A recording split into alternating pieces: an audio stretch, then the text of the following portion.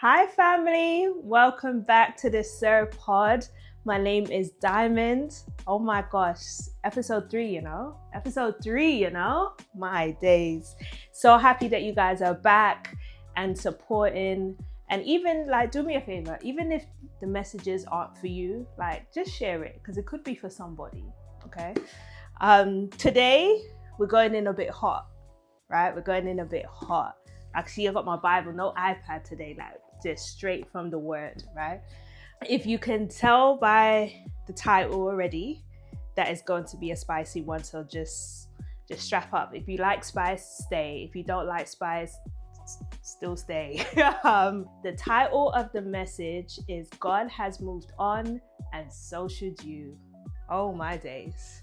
So I found that message in the book of Samuel. Okay. And shout out to my boss because I was talking to him and we was in conversation and this is how this topic came up. So I said, you know what? I have to do an episode about this. So I'm going to give you a diamond version of the story of Samuel. Okay. I would advise you read it when you get home or you're home or whatever. Read it for yourself. But I'm going to run you through it as if I was telling it to my friend, my brethren, yeah? The story of Samuel starts with Hannah, right? Hannah is my girl. There's a lot of women in the Bible who I love, and Hannah is top tier for me. She's top 3, hands down. Hannah was having some trouble conceiving. She was married. I forgot the name of her husband. I'll probably put it somewhere below here.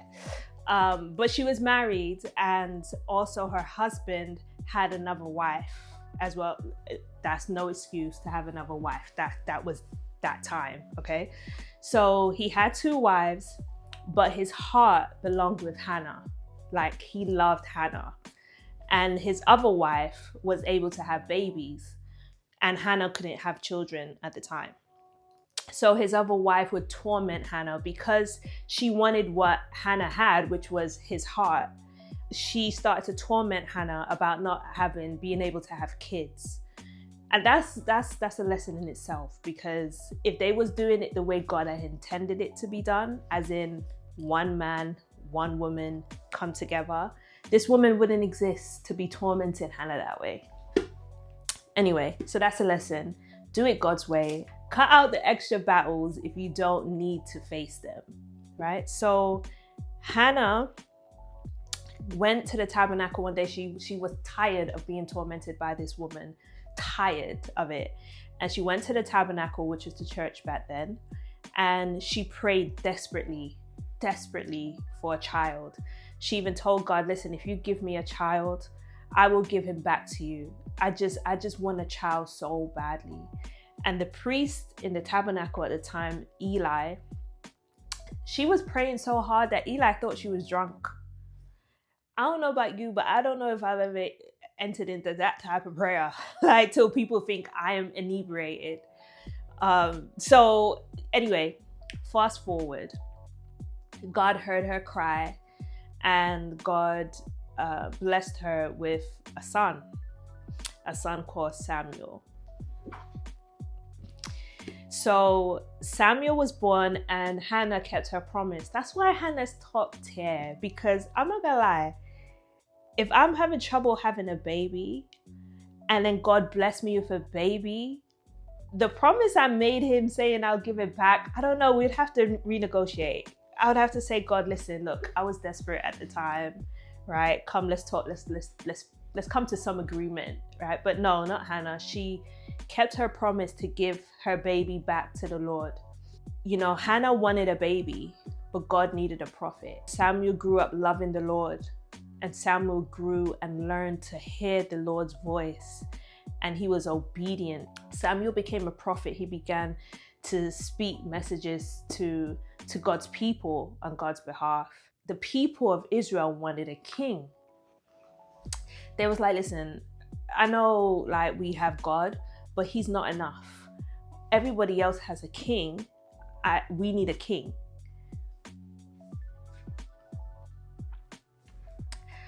That's a word for somebody Stop looking at what everybody else have. You have God. You have God, right? When everyone else has whatever idol they worship or whatever wealth they have or whatever opportunities they have, don't watch it. Don't watch that. You have God. Anyway, moving on.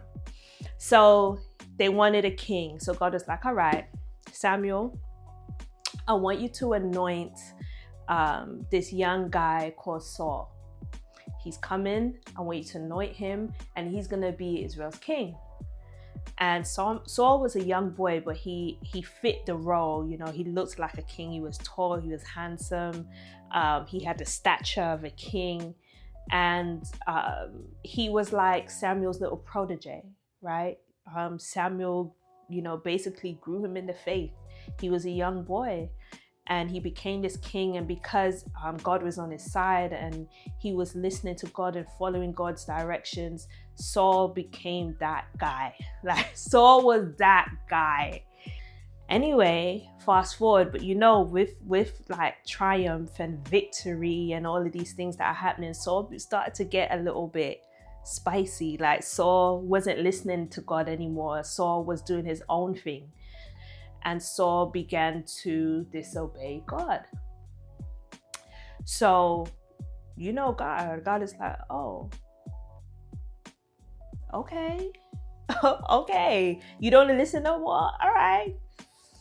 I'm replacing you. It's over. It's done. It's a wrap. And God told Samuel, listen, I'm done with Saul. It's over. Like, I'm not carrying on with him. I'm going to replace him.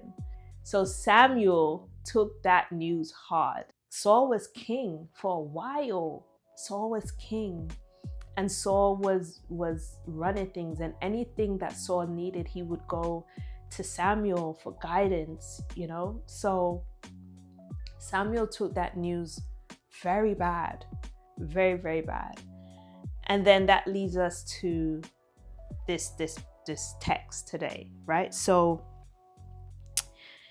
1 Samuel 15, I'm going to read the ending of that, and then I'm going to read the first line of Samuel 16. So 1 Samuel 15 verse 35, until the day Samuel died, he did not go to see Saul again, though Samuel mourned for him, and the Lord regretted that he made Saul king over Israel. I was gonna say something, but let's move on, okay? So 1 Samuel 16 now. This is where we need to be. The Lord said to Samuel, "How long will you mourn for Saul, since I have rejected him as king over Israel? Fill your horn with oil and be on your way. I'm sending you to Jesse of Bethlehem. I have chosen one of his sons to be king." Now, imagine God said, not like his friends in the town, like God said, "How long are you going to be mourning for Saul? I've moved on. I've got a new king that you need to pick up your oil and let's go and anoint him." Because so ladies, how long are you going to mourn over him, sis? God has moved on. He's not the one for you. I'm sorry. And you know in your heart that it's not him. How long will you mourn? Men, how long are you going to mourn that heartbreak from grade 5 or year 6? God has moved on. He needs you to pick up your oil because he has your next assignment. Understand, yeah? Samuel was mourning because he knew that God had moved on his relationship with Saul. And because he knew he was in God's will and he needed to obey God, the closeness he would have with Saul was going to be over. Like, it wasn't never going to be the same. And I think so often, even myself, I'm saying it to you, but I'm talking to myself. So often we get in a space of mourning, but we should be excited for the next assignment.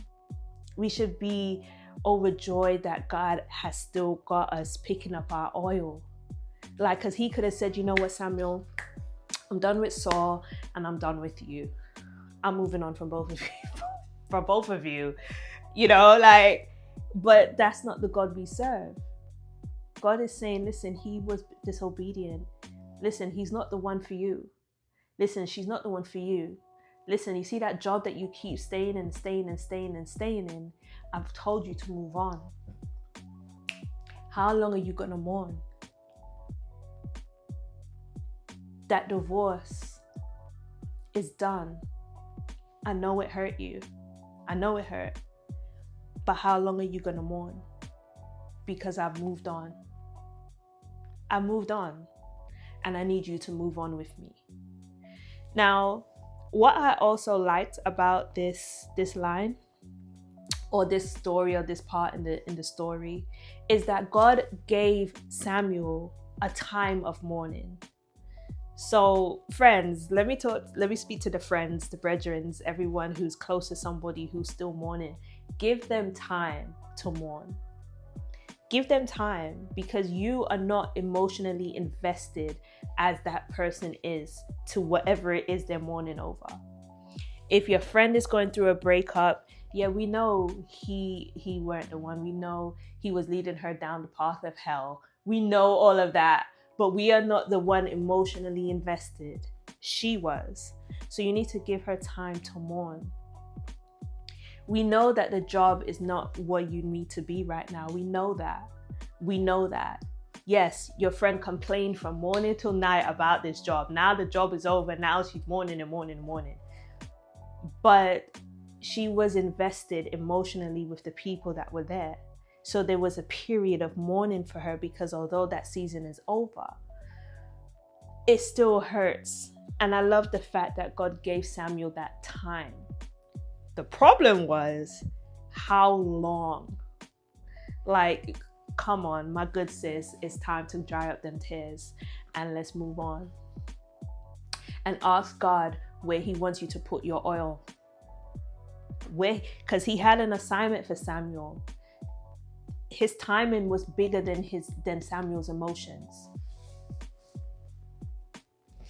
His timing is bigger than your emotions. And I think people get caught up in a feeling, and like God cares about your feelings, but not more than he cares about his purpose.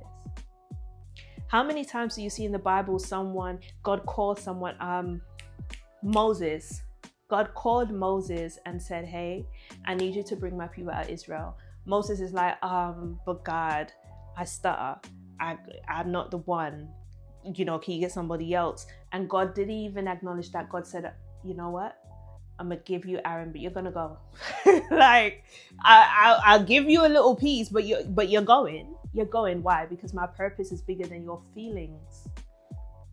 It's bigger than your feelings. And if you know that you have mourned for a substantial amount of time, God is saying to you and to I right now, and like he said to Samuel, how long are you going to mourn? Let's move on.